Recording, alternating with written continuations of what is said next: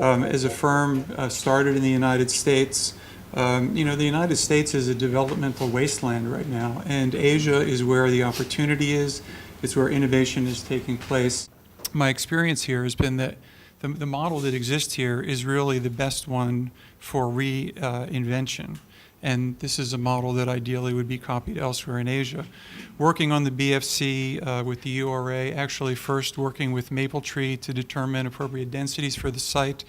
But it's a fascinating public-private partnership with the URA and the developer, and I think it generates a lot of potential, particularly the embrace of density and mixed-use development to support open space and public use is which I think makes this a good model for other growing cities. Having worked in Asia and having a lot of your buildings in Asia, there is that need for iconography, the spectacular, the amazing, I want to be taller, I want to be more interesting. I'm not saying that's wrong. When Mies van der Rohe, you talk about infill in New York, when Mies van der Rohe did his building, it was one of the tallest buildings in sort of a lot of neoclassical contexts. Yeah? So it was never an urban infill. Now you see Mies van der Rohe building in the context of Manhattan's grid, but it was never that intention initially. How do you balance this? Because you talk about context, but I see a lot of iconic, I'm not saying it's not contextual, but I see a lot of iconic building in your projects in Asia. And surely that must be a struggle within your practice. Well, every good city is made up of hundreds of good buildings, maybe not spectacular buildings, maybe not, not drawing incredible attention to themselves.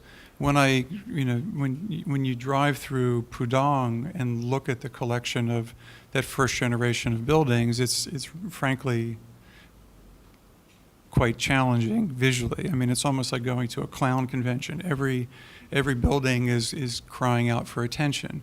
Now, at a certain scale, especially super high-rise buildings, there's an expectation of mayor, owner, et cetera, that the building has got to have some recognition that makes it unlike other buildings.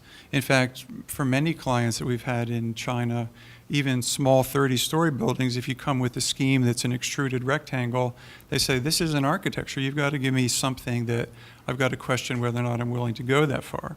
So it's an interesting dynamic. There's an incredibly high expectation. I think one of the most important things, no matter what the building looks like, is that it's got to function fantastically.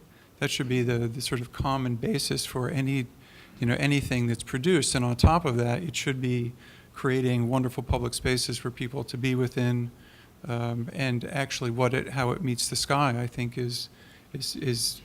should be secondary. I mean, there needs to be a balance between those things.